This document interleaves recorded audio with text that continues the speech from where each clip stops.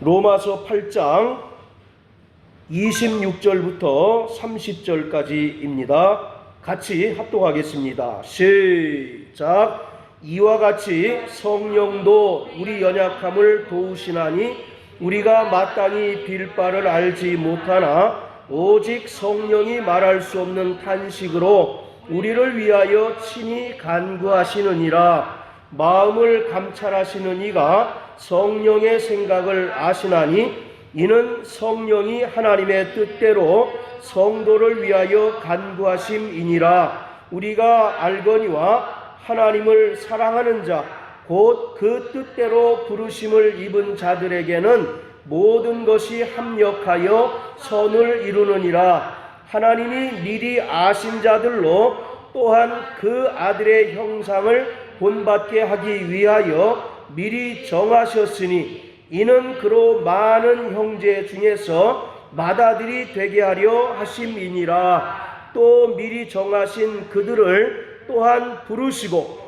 부르신 그들을 또한 의롭다 하시고 의롭다 하신 그들을 또한 영화롭게 하셨느니라. 아멘. 26절 한 절을 다시 한번 읽습니다. 시작. 이와 같이 성령도 우리 연약함을 도우시나니 우리가 마땅히 빌 바를 알지 못하나 오직 성령이 말할 수 없는 탄식으로 우리를 위하여 친히 간구하시느니라. 아멘. 로마서 8장은 성령장이라고 부를 만큼 성령의 사역이 강조되어 있습니다. 로마서뿐만 아니라 바울 서신서 전체의 성령론이 이 한 장에 집약되어 있다라고 해도 결코 과언이 아닙니다. 바울은 오직 성령만이 하나님 자녀의 삶을 가능하게 하신다라고 말하고 있습니다. 또한 성령의 도우심을 받은 성도의 기도는 성화의 중요한 수단이 된다라고 말하고 있습니다. 구원받은 성도의 기도는 그리스도가 내 안에, 내가 그리스도 안에 거하는 친밀한 연합을 가능하게 합니다.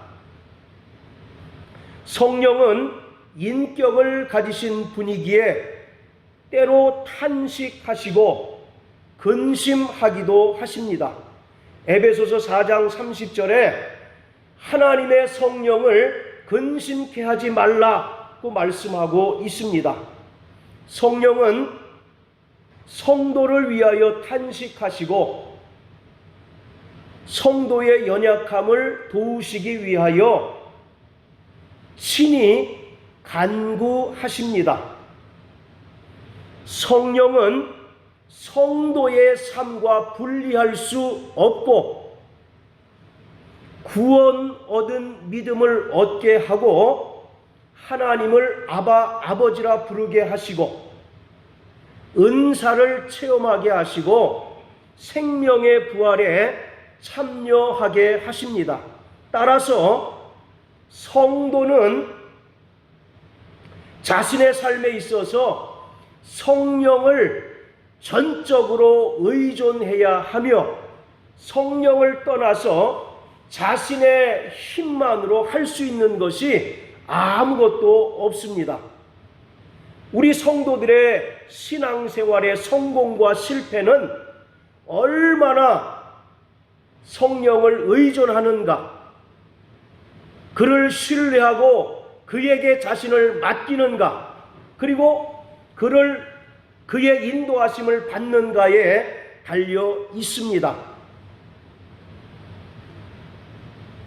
기도는 사전적인 의미로 인간보다 능력이 뛰어나다고 생각하는 어떤 절대적 존재에게 비는 것 또는 그러한 의식을 말합니다.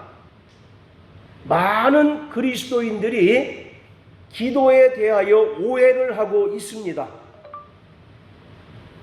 자기의 정성을 다하고 열심을 다해서 자신이 요구하는 것을 하나님께 관철시키는 것을 기도라고 생각하고 있어요. 그러나 성경은 기도라고 하는 것이 하나님께서 자기의 뜻을 인간에게 알게 하시고 그 뜻이 성도의 삶을 통해서 나타나기를 원하는 것이 기도라고 말하고 있습니다. 신약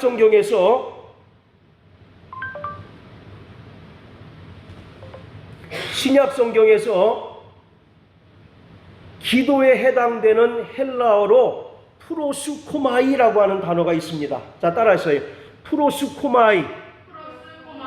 이 말은 프로스라고 하는 단어와 유코마이라는 두 단어가 합성된 것인데, 프로스라고 하는 것은 누구를 향하여 그런 뜻이고, 유코마이라고 하는 말은 원하다 그런 뜻이에요. 그런데 그 원함은 인간에게서 출발하는 것이 아니라 하나님에게서 출발하는 것으로, 인간이 자기가 원하는 것을 하나님께 요구하는 것이 아니라 하나님의 뜻을 내 뜻으로 삼아 내 안에서 그 뜻이 이루어지기를 원하는 것이 기도입니다. 다시 말하면 하나님 아버지의 뜻이 내 뜻이 되어서 나의 삶 가운데 그 뜻이 나타나기를 원하는 것입니다.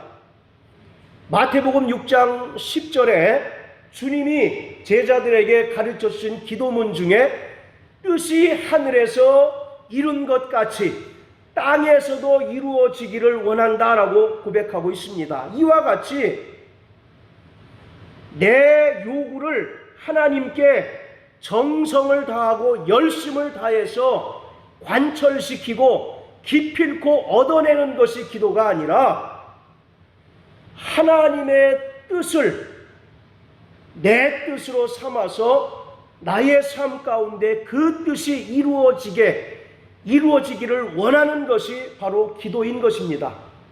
그래서 기도가 하나님의 뜻을 바꾸는 것이 아니라 오히려 그 뜻을 알고 그 뜻에 순응하는 수단이 기도인 것입니다. 자, 우리 마태복음 26장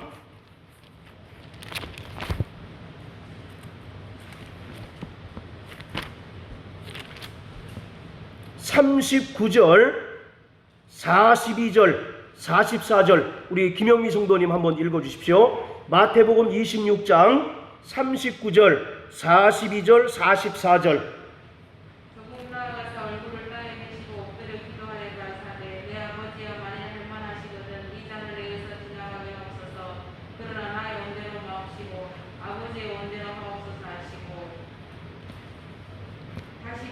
나아가 기도하여 가라사대 내 아버지여 만일 내가 마시지 않고는 이 잔이 내게서 지나갈 수 없거든 아버지의 원대로 되기를 원하나이다 하시고 44절 또 저희를 주시고 나아가 세 번째 동일한 말씀으로 기도하시고 지금 예수가 겟세마네 동산에서 3번을 반복해서 기도하고 있는데 그 기도의 내용이 뭡니까?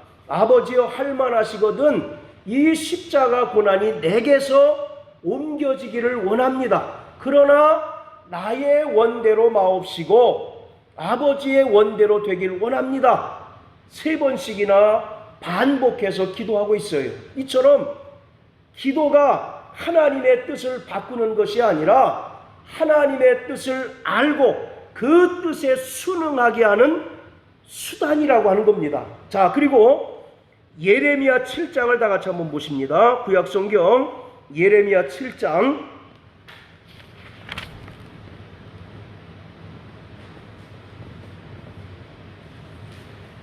16절 우리 사모님 한번 읽으세요.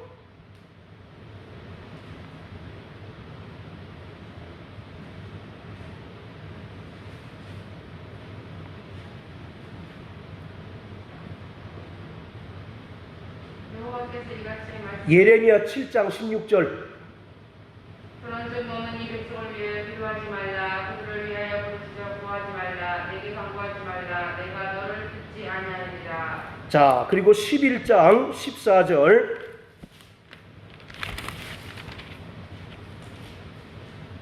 그러므로 너는 이 백성을 위하여 기도하지 말라. 그들을 위하여 부르짖거나 구하지 말라. 그들이 그 본 액을 인하여 내게 부르짖을 때에 내가 그들을 듣지 아니하리라. 예. 하나님께서 예레미야 선지자를 향해서 이 백성을 위해서 기도하지 말라고 말씀합니다. 사무엘서에 보면 사무엘이 뭐라고 얘기합니까? 내가 기도하기를 쉬지 않겠다라고 말씀하고 있잖아요. 선지자의 중요한 사명 중에 하나가 백성을 위하여 기도하는 것입니다. 그런데 예레미야에게 하나님께서는 기도하지 말라고 말씀하고 계셔요. 왜 이렇게 말씀하셨을까요? 유다를 멸망하기로 하신 하나님의 계획이 이미 세워졌기 때문에 너의 기도로 그 하나님의 뜻을 바꾸려고 하지 말라고 말씀하고 있는 거예요.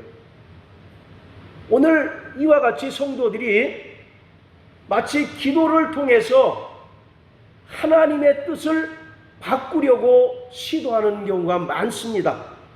우리를 향하신 하나님의 뜻을 알지 못하기 때문에 자꾸 기도를 통해서 자신의 뜻을 관철시키고 자신의 요구를 하나님께 이끌어내는 것이 기도라고 오해하고 있어요. 그러나 다시 말씀드리지만 기도라고 하는 것은 하나님의 뜻이 내 뜻이 되어서 모든 성도의 삶 가운데 그 뜻이 이루어지기를 원하는 것이 기도인 것입니다. 기도에 대한 오해를 수정하시기를 주의 이름으로 축원합니다. 지성이면 감천이고 오래 기도해야 하나님께서 응답하신다라고 하는 오해가 우리 안에 어느덧 자리 잡고 있어요. 물론 기도하지 말라는 것이 아닙니다. 그리고 오래 기도하지 말라는 것이 아니에요. 그러나 하나님께서는 우리의 열심이나 정성을 보시고 응답하시는 분이 결코 아니고 우리의 종교 행위를 통해서 응답하시는 분이 결코 아니라고 하는 사실을 성경은 말씀하고 있습니다. 자, 로마서 8장으로 돌아가서 또 한 절씩 우리 함께 살펴보겠습니다. 자, 우리 26절 같이 한번 읽어보실까요? 시작. 이와 같이 성령도 우리 연약함을 도우시나니 우리가 마땅히 빌 바를 알지 못하나 오직 성령이 말할 수 없는 탄식으로 우리를 위하여 친히 간구하시느니라. 성령이 성도들의 연약함을 돕는 방법은 말할 수 없는 탄식으로 친히 간구하시는 것입니다. 자, 그런데 여기서 중요한 것은 우리의 연약함이 과연 무엇일까요? 성령이 우리 연약함을 도우신다라고 말씀하고 있는데 여기서 연약함이 과연 무엇일까? 인간의 한계 또는 여전히 우리가 구원받았음에도 불구하고 죄성을 가지고 있는 인간의 한계를 이야기한다라고 일반적으로 알고 있습니다. 그러나 26절을 자세히 보시면 그 연약함은 무엇이냐면 마땅히 빌 바를 알지 못하는 것이 연약함입니다. 연약함이 뭐라고요? 마땅히 빌 바를 알지 못하는 연약함이 우리 가운데 있다는 것이에요. 여기서 빌 바라고 하는 말은 아까 서두에 말씀드렸던 헬라어 프로수코마이라고 하는 단어가 쓰였습니다. 이것을 신약 성경에는 기도라고 번역하고 있어요.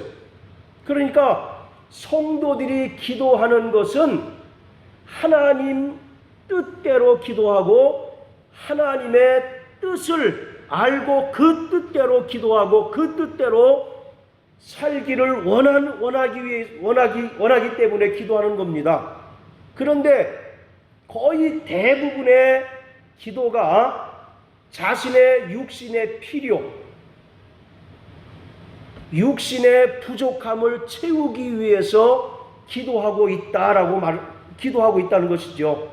그래서 성령은 성도들이 마땅히 빌 바, 마땅히 기도해야 할 것이 하나님의 뜻인 것을 알기 때문에 성도들이 하나님의 뜻대로 기도할 수 있도록 도우시는 것입니다. 여러분들이 기도를 하시는데 그 기도의 대부분이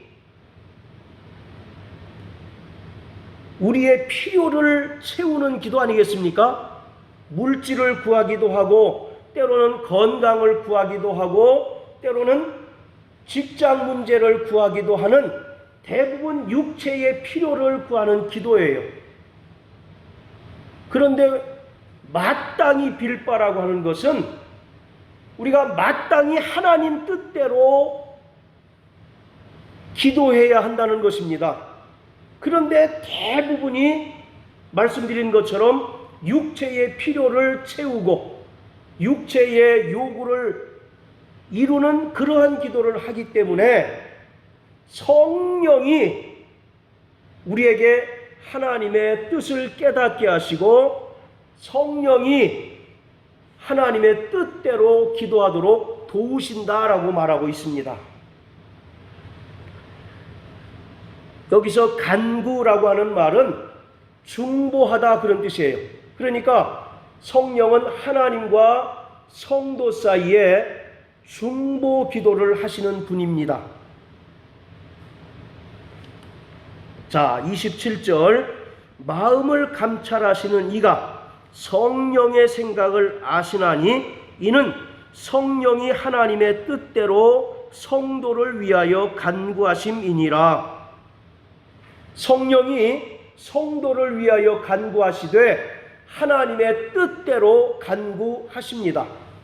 성령은 하나님의 깊은 것까지라도 통달하시는 분이기에 성도를 향한 하나님의 뜻에 일치하게 성도를 위하여 간구하고 계시는 겁니다. 이것이 성령이 우리 성도들의 연약함을 돕는 방법이에요. 그렇기 때문에 성도들은 계시록의 말씀처럼 성령이 교회들에게 하시는 말씀을 듣고 그의 인도를 받을 때 하나님의 뜻대로 살 수가 있는 것이고 우리가 성화의 삶을 끝까지 지속할 수 있는 것입니다. 자, 여기서 우리가 주목해야 할 것은 26절도 성령도라고 이렇게 얘기하잖아요. 성령만 우리를 도우시는 것이 아니라 성령도 우리를 도우십니다. 그러니까 이 말은 26절과 27절의 말씀은 성도들이 이 땅에서 성화의 삶을 사는 동안 삼위 하나님께서 성도의 삶에 구체적으로 개입하시고 구체적으로 역사하시고 구체적으로 도우신다라고 하는 것입니다. 성부 하나님은 우리를 어떻게 도와주실까요? 그는 우리를 끝까지 사랑하셔서 그 사랑으로 말미암아 세상을 넉넉히 이기게 하십니다. 자, 35절부터 39절까지 우리 김 집사님 한번 읽어 주십시오. 누가 우리를 그리스도의 사랑에서 끊으리요. 환난이나 공고나 폭망이나 비근이나 불신이나 위험이나 칼이라. 기록된 바 우리가 종일 주를 위하여 죽임을 당케 되며 도사를 양같이 여김을 받았나이다 함과 같으니라. 그러나 이 모든 일에 우리를 사랑하신 이로 말미암아 우리가 넉넉히 이기느니라. 내가 확신하노니 사망이나 생명이나 천사들이나 권세자들이나 현재이나 장래이나 능력이나 높음이나 깊음이나 다른 아무 피조물이라도 우리를 우리 주 그리스도 예수 안에 있는 하나님의 사랑에서 끊을 수 없으리라. 할렐루야. 하나님께서는 우리를 사랑하셔서 그 사랑을 어떠한 피조물도 끊을 수 없고 그 사랑으로 인하여 우리가 세상을 넉넉히 이긴다라고 말하고 있습니다. 여러분들, 이 세상에서 가장 불행한 자가 누굴까요? 자기가 사랑받지 못하는 자, 자기가 사랑받지 못한다고 생각하는 자가 가장 불행한 자입니다. 그런 측면에서 영적으로 가장 불쌍한 자는 하나님의 사랑받지 못하는 자가 가장 불쌍한 자입니다. 그러나 성부 하나님께서는 성도를 끝까지 사랑하시고 그 사랑을 이 세상에 어느 누구라도 끊을 수 없고 그 사랑으로 말미암아 세상을 겨우겨우 이기게 하시는 것이 아니라 어떻게 해요? 넉넉히 이기게 하신다라고 말하고 있습니다.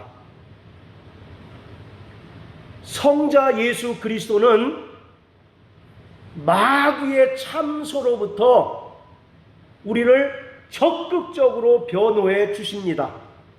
자, 33절 34절 같이 한번 읽습니다. 시작. 누가 능히 하나님의 택하신 자들을 송사하리요 의롭다 하신 이는 하나님이시니 누가 정죄하리요 죽으실 뿐만 아니라 다시 살아나신 이는 그리스도 예수시니 그는 하나님 우편에 계신 자요 우리를 위하여 간구하시는 자시니라. 여기서 간구도 중보하다라는 뜻입니다.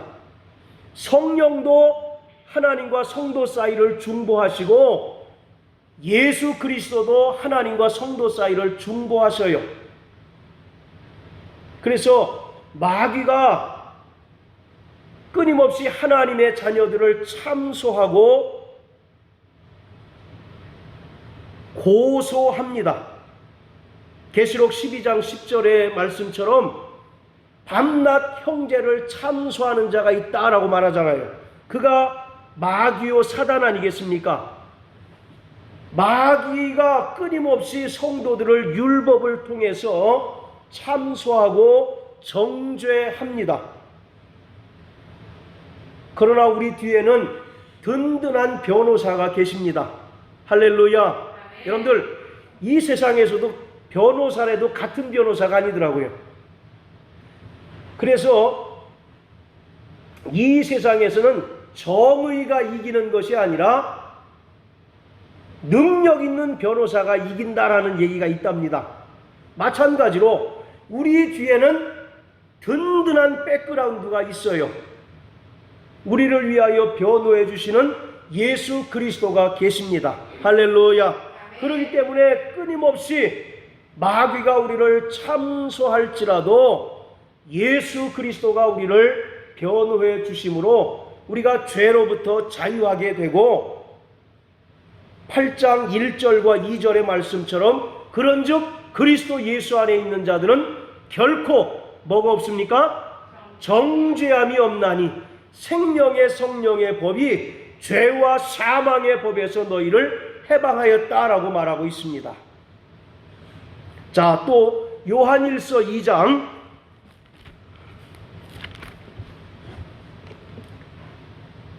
1절 2절. 자, 우리 정인함 성도님 찾으셔서 읽어주시길 바랍니다. 요한 1서 2장 1절 2절. 나 자녀들아, 내가 이것을 들리겠으면 너희로 죄를 범치 않게 하려 하니라. 만일 누가 너희를 구하면 아버지 앞에서 우리에게 예언자가 있으니 곧 어려운 예수 그리스도시라. 그는 우리 죄를 위한 화목 제물이니 우리만 위할 뿐 아니요 온 세상의 죄를 위하십니다. 아멘. 1절에 대언자라고 하는 말은 밑에 관주를 보시면 뭐라고 되어 있습니까? 보혜사, 변호사라고 이렇게 되어 있어요. 자, 다시 또 로마서 8장으로 돌아가서요. 자, 이처럼 성부 하나님, 성자 예수 그리스도도 우리를 도우시고 성령도 우리 연약함을 도우십니다. 어떻게 도우시느냐? 우리에게 하나님의 뜻을 알게 하시고 하나님의 뜻대로 기도하고 그 뜻대로 살도록 도우시는 이가 성령이십니다. 그뿐만 아니라 성령은 우리 안에 내주하셔서 우리가 받은 구원과 하나님의 양자됨을 보증해 주시는 분이십니다. 그래서 고린도후서 1장 22절에 하나님께서 인치시고 보증으로 성령을 주셨다라고 말하고 있습니다. 오늘 우리 안에 예수 그리스도가 계신 것을 성령을 통해서 확증받게 되시기를 바랍니다. 고린도후서 13장 5절에 너희 안에 예수가 계신 것을 스스로 확증하라. 그렇지 아니하면 너희는 버리운 자다라고 말합니다. 자, 그렇다면 우리 안에 예수가 계신 것을 어떻게 우리가 증명할 수 있을까요? 우리 안에 예수 이름으로 오신 성령이 내주하심으로 말미암아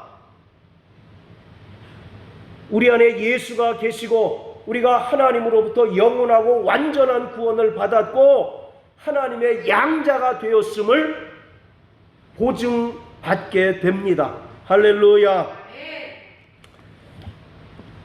자, 그리고 8장 28절 우리가 알거니와 하나님을 사랑하는 자 곧 그 뜻대로 부르심을 입은 자들에게는 모든 것을 합력하여 선을 이루느니라.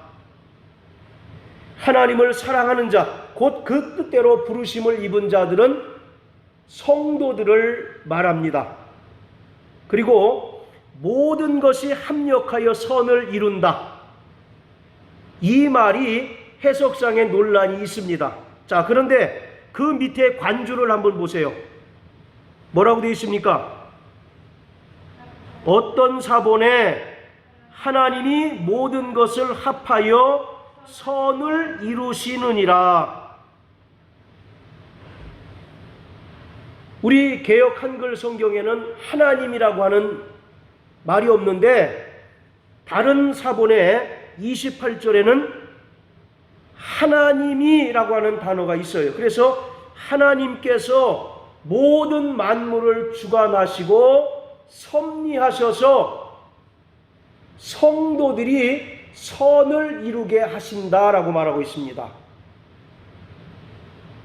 여기서 선이라고 하는 것은 윤리적, 도덕적 착함 그런 따위의 선이 아니라 예수 그리스도가 이 땅에서 우리에게 보여주신 자기 부인과 십자가의 삶을 말하고 있는 거예요. 그것은 우리가 전적으로 하나님의 주권의 지배를 받을 때 비로소 가능합니다. 인간의 특성이 뭐예요? 자기를 뽐내고 교만하기를 원하는 것이 인간의 특성 아닙니까?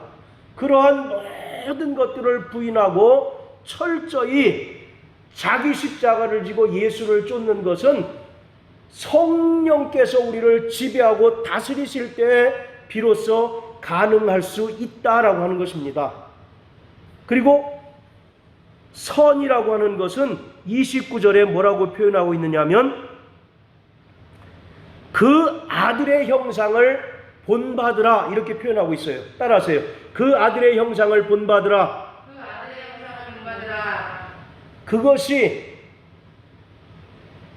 이 땅에서 성도들이 살아가는 성화의 삶을 말합니다. 그리고 그것이 예수님께서 우리에게 보여주신 자기 부인과 자기 십자가를 지고 가는 삶을 말하고 있어요. 그러니까 인간의 본래의 성품으로는 그러한 삶을 살아갈 수 있습니까? 없습니까? 근본적으로 불가능하잖아요. 그래서 성령이 우리를 도와주셔야 된다는 거죠. 우리를 향하신 하나님의 뜻은 무엇일까요? 오늘 저와 여러분들을 향하신 하나님의 뜻은 무엇입니까? 내가 좋은 대학 가는 것입니까? 아니면 대기업에 취업되는 거예요? 그런 것이 아니라 로마서 12장 2절에 너희는 이 세대를 본받지 말고 하나님의 선하시고 온전하시고 기뻐하시는 뜻을 분별하라. 우리에게 하나님의 뜻을 분별할 능력이 있기를 바랍니다. 결국 우리를 향하신 하나님의 뜻은 성화의 삶을 온전히 살아가는 겁니다. 그것을 성령께서 우리에게 계속 알게 하시는 거예요. 기도하게 하시는 겁니다. 그리고 그러한 삶을 살아가게 하시는 이가 성령이셔요. 그리고 하나님께서 모든 만물과 모든 피조물들을 주관하셔서 성도들이 그러한 삶을 살아가도록 도와주고 계신다라고 말하고 있습니다. 여러분들 세상에서 그 공군 비행기 조종사 파일럿을 하나 키우기 위해서 어마어마하게 많은 돈도 들어가고 그런 시간도 투자된다고 얘기하잖아요. 마찬가지로 하나님께서 우리를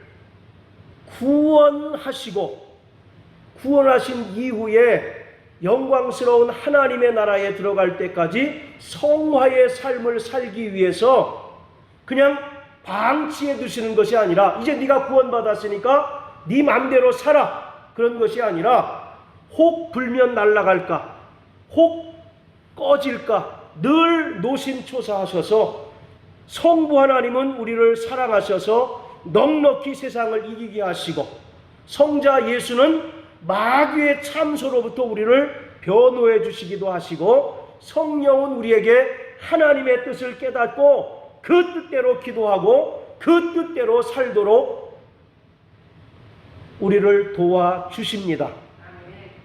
그것이 모든 것이 합력하여 선을 이루느니라. 그것의 참 의미인 것입니다. 자, 29절 30절 우리 같이 한번 읽어보겠습니다. 시작. 하나님이 미리 아신 자들로 또한 그 아들의 형상을 본받게 하기 위하여 미리 정하셨으니 이는 그로 많은 형제 중에서 맏아들이 되게 하려 하심이니라. 또 미리 정하신 그들을 또한 부르시고 부르신 그들을 또한 의롭다 하시고 의롭다 하신 그들을 또한 영화롭게 하셨느니라. 29절 30절에 보면 미리라고 하는 말이 많이 나오죠. 미리 아신 자들로 미리 정하셨으니 또 30절에 미리 정하신 그들을 이 말은 예정하셨다라는 것입니다. 칼빈이 주장하는 것처럼 택자와 유기자를 예정하셨다는 것이 아닙니다. 이미 구원받기로 택함받은 자와 버림받기로 정한 자를 예정하셨다는 것이 아니라 에베소서 1장 5절의 말씀처럼 우리가 그리스도인이 된 것은 창세 전에 하나님께서 그리스도 안에서 하나님의 아들들이 되게 하실 뜻을 예정하셨다라고 하는 거예요. 즉 누구든지 예수 그리스도 안에 거하면 하나님의 아들들로 삼기로 예정하셨다는 것입니다. 어떤 사람은 구원받기로 예정되었고 어떤 사람은 유기자, 버림받기로 예정된 것이 아니라 누구든지 그리스도 예수 안에 거하면 어떤 신분을 얻습니까? 하나님의 아들들이 되게 하실 그 뜻을 예정하셨다는 거예요. 그래서 우리가 그리스도인이 된 것은 결코 우연히 된 것이 아니라 하나님의 경륜에 따라 이루어진 사건이라는 것입니다. 그러니까 여러분들, 성경에 나타난 이적 중에 가장 최고의 이적은 뭐겠습니까? 물이 갈라지고 그런 게 이적이겠습니다. 물론 그것도 큰 이적이죠. 최고의 이적은 내가 구원받은 하나님의 백성, 자녀가 된 것이 최고의 이적이에요. 그것을 하나님께서는 창세 전에 그리스도 안에서 예정하셨고 그리스도를 통하여 이 땅에 성취하셨습니다. 그래서 누구든지 예수를 믿고 예수 안에 들어오면 다 하나님의 아들이라는 신분을 얻게 되는 것이죠. 자, 그런데 29절에 보면 이와 같이 우리 성도들을 하나님께서 부르신 목적이 두 가지가 나옵니다. 29절 30절에 우리를 구원 얻게 하시고 하나님의 자녀가 되게 하신 목적이 두 가지가 나오는데, 29절의 첫째 목적, 그 아들의 형상을 본받게 하는 것입니다. 따라서요. 그 아들의 형상을 본받게 하는 것. 이것은 이 땅에서 성도들이 이루어야 할 목적입니다. 자, 그런데 아들의 형상을 본받는다. 이게 구체적으로 어떤 뜻이겠습니까? 죄로 인하여 타락하고 부패된 인간의 형상을 회복하는 것입니다. 고린도후서 4장 4절에 예수 그리스도는 하나님의 형상이다라고 말씀하잖아요. 또 골로새서 1장 15절에 보면 예수 그리스도는 하나님의 형상이다라고 말씀하고 있습니다. 이와 같이 그 아들의 형상을 본받으라는 것은 타락 이전에 하나님의 형상대로 지음받은 인간의 형상을 회복하는 것을 말하고 있어요. 그러면 너무 막연하죠.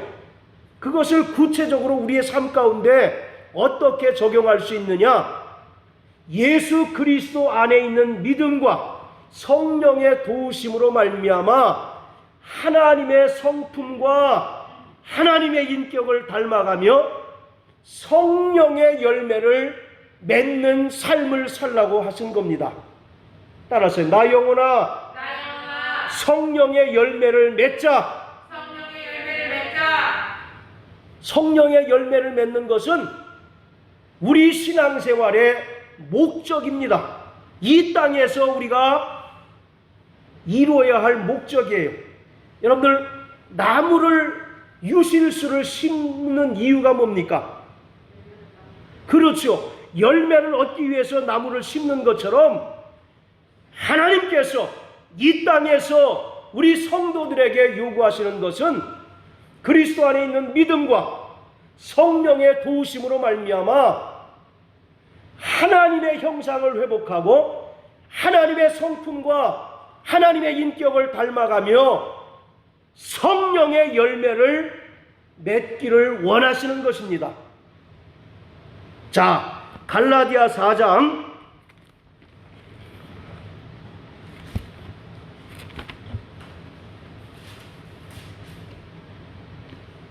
19절 같이 한번 읽습니다. 시작. 나의 자녀들아, 너희 속에 그리스도의 형상이 이루기까지 다시 너희를 위하여 해산하는 수고를 하노니. 자, 그리스도의 형상이 이루기까지. 예수 그리스도는 누구의 형상이라고 했습니까?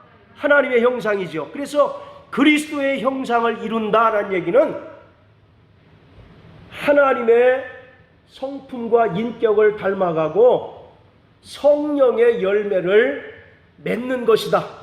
이렇게 생각하시면 되겠습니다. 근데 그것이 쉬워요, 어려워요? 그래서 그 뒤에 뭐라고 얘기합니까? 너희를 위하여 해산하는 수고를 한다. 제가 늘 말씀드리지만 해산의 고통을 겪어보지 않았기 때문에 얼마나 아프고 힘든지 알지 못하지만 바울은 온전한 성도로 양육하는 것을 뭐에 비유합니까? 해산하는 수고에 비유하고 있어요. 그만큼 쉽다 어렵다? 어렵다. 자, 또 골로새서 3장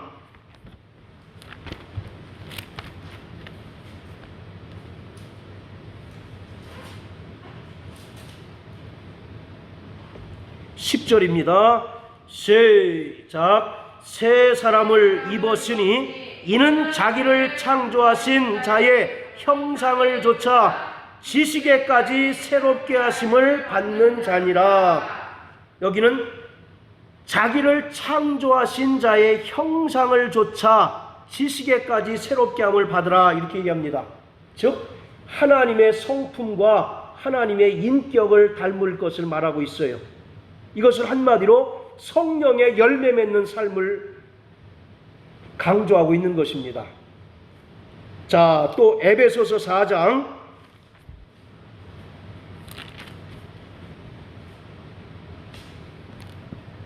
13절 시작.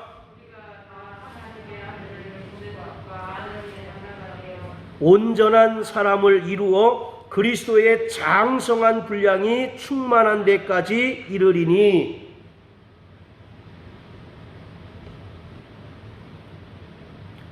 아들의 형상을 본받는다라고 하는 것을 다르게 표현한 것입니다. 하나님을 아는 일과 믿는 것에 하나가 되어 온전한 사람을 이루어 그리스도의 장성한 분량이 충만한 데까지 이르러라. 즉 우리의 신앙생활은 신행일치를 이루어야 된다는 거죠. 믿는 것과 행하는 것이 하나가 될 때, 그게 바로 온전한 신앙이고, 그럴 때 우리의 믿음이 그리스도의 장성한 분량에 이르게 된다. 자, 또 갈라디아서 5장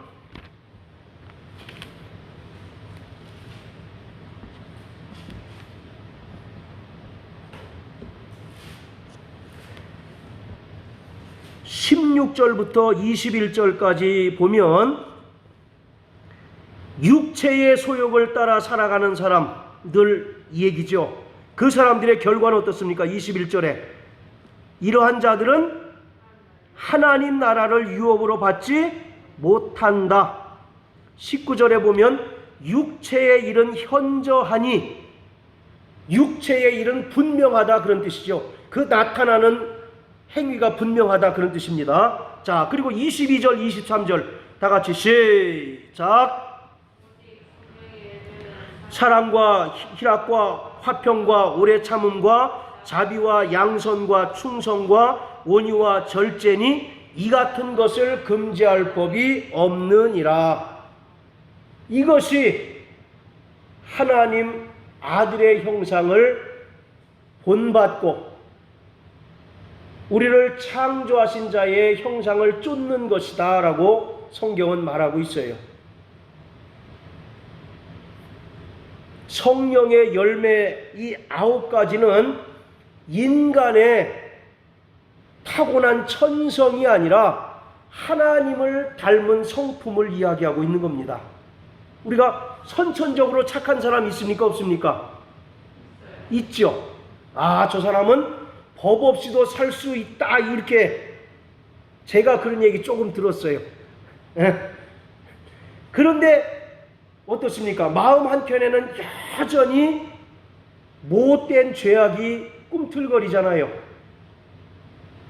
그러니까 성령의 열매는 하나님의 성품을 이야기하는 겁니다. 이것은 선천적인 성품이 아니라 성령으로 변화된 새 사람 된 사람의 그 모습을 말하고 있는 거예요.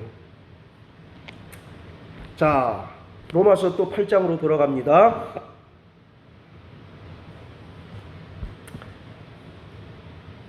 그리고 30절에 하나님께서 우리를 성도로 부르신 또 하나의 목적, 우리를 영화롭게 하기 위해서 우리를 부르셨습니다. 뭐 하기 위해서요? 영화롭게 하기 위해서.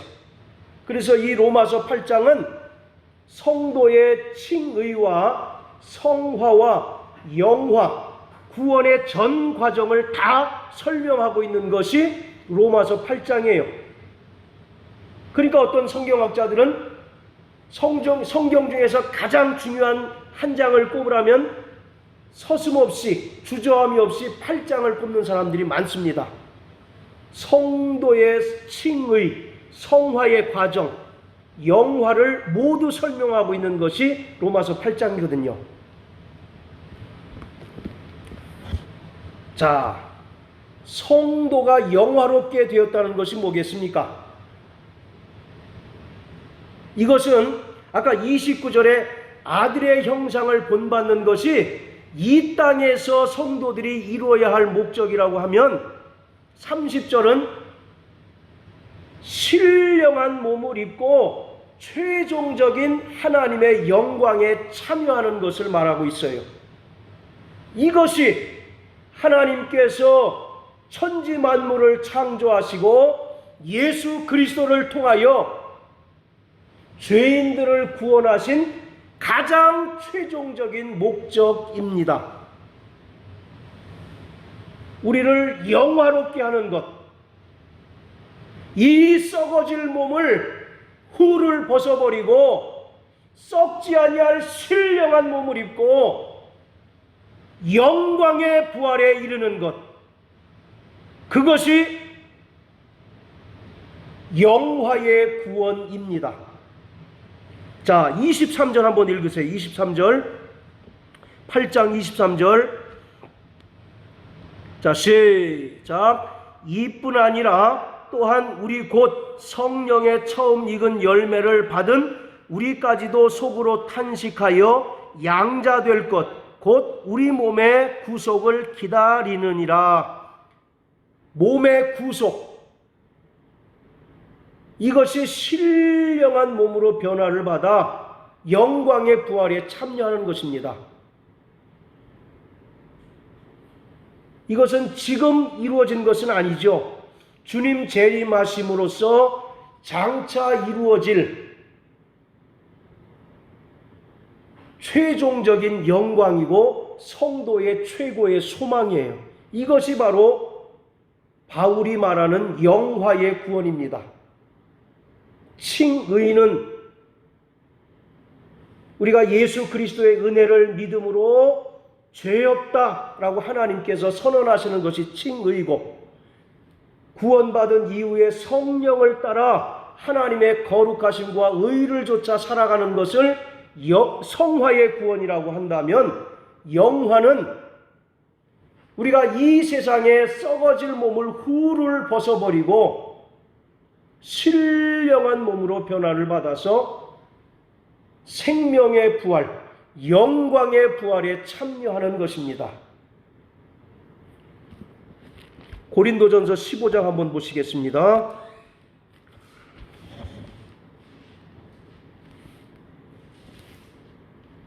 자, 42절부터 44절까지 시작. 죽은 자의 부활도 이와 같으니 썩을 것으로 심고 썩지 아니할 것으로 다시 살며, 욕된 것으로 심고 영광스러운 것으로 다시 살며, 약한 것으로 심고 강한 것으로 다시 살며, 육의 몸으로 심고 신령한 몸으로 다시 사나니 육의 몸은 있은즉 또 신령한 몸이 있느니라. 하나님의 나라는 혈과 육으로 유업으로 받을 수 없지요. 그래서 우리가 영화롭게 되는 것은 이 썩을 몸을 벗어버리고 신령한 몸으로 변화하여 하나님의 나라에 들어가게 되는 것입니다. 자, 또 고린도후서 5장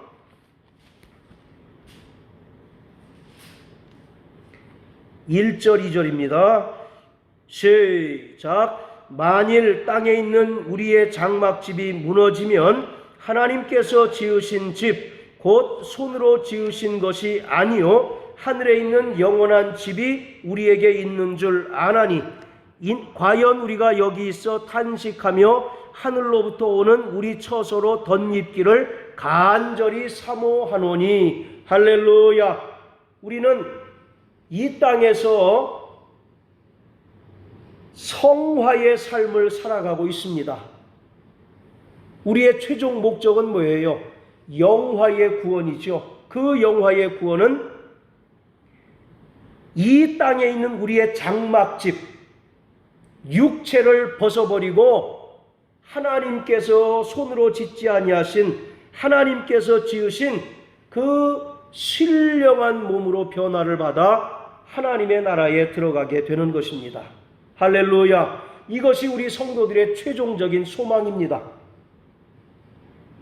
그런데 그 목적지에 이를 때까지 우리의 신앙생활에는 평지풍파가 많고 우여곡절이 대단히 많습니다. 그러니 나 자신의 힘만으로 그 모든 길을 완주할 수 있습니까? 없습니까? 없죠. 그렇기 때문에 하나님은 성령을 우리에게 보내주셔서 성령의 도우심을 받도록 하셨어요. 성도의 기도는 성화의 중요한 수단이 됩니다.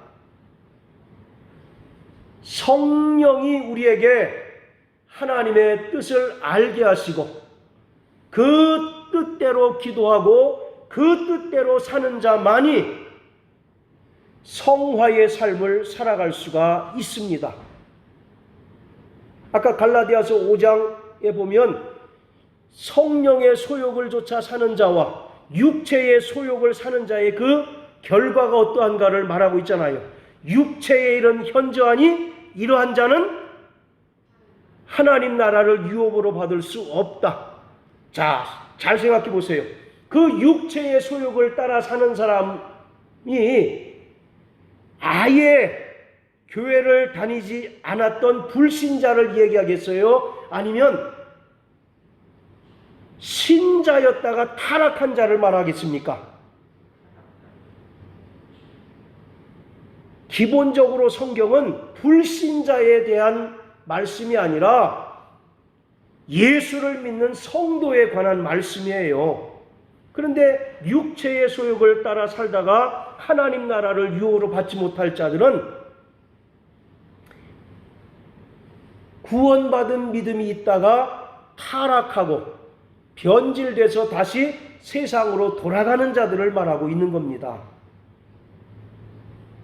그렇기 때문에 우리는 늘 성령께서 깨닫게 해주시는 하나님의 뜻을 알고 그 뜻대로 기도할 때 하나님께서 우리에게 요구하시는 성화의 삶을 온전히 살아갈 수가 있는 것입니다.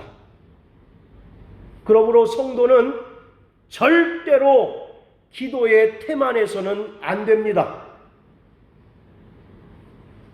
기도하는 일을 성령께 떠맡기고 자신은 기도하는 것에 무관심해도 된다라고 하는 말씀이 결코 아닙니다. 성령께서 너희에게 하나님의 뜻을 깨닫게 해주시니 너희가 육신의 필요를 따라 구할 것이 아니라 마땅히 빌 바, 즉 하나님의 뜻대로 구하고 그 하나님의 뜻대로 살 때 너희가 영광스러운 영화의 구원을 얻게 될 것이다 라고 말하고 있는 것입니다. 에베소서 6장에 보면 우리의 씨름은 혈과 육에 대한 것이 아니라 정사와 권세와 이 어둠의 세상의 주관자들과의 싸움이다라고 얘기합니다. 그러면서 성도들이 갖춰야 될 무기들을 쭉 열거하고 있죠. 그 뒤에 뭐라고 얘기합니까? 성령을 쫓아 무시로 기도하라 말씀하고 계십니다. 우리는 아둔하고 어리석고 미련해서 하나님의 뜻을 오늘 저와 여러분들을 향하신 하나님의 뜻을 잘 알지 못하는 때가 많습니다. 그때마다 성령께서 탄식하며 우리에게 하나님의 뜻을 깨닫게 해 주십니다. 늘 기도하시길 주의 이름으로 축원합니다. 기도는 자신의 필요를 하나님께 이끌어내는 게 기도가 아니라고 말씀드렸어요. 하나님의 뜻이 내 뜻이 되고 그것이 나의 삶 가운데 그대로 이루어지기를 원하는 것, 그게 진정 성경에서 말하는 기도입니다. 이러한 성경적인 기도를 통해서 날마다 성화의 삶을 살다가 하나님께서 우리를 위하여 예비하신 저 영광의 부활에 이르는 우리 모든 성도 되시기를 주님의 이름으로 축복합니다. 할렐루야. 우리 시간 다 같이 기도하겠습니다.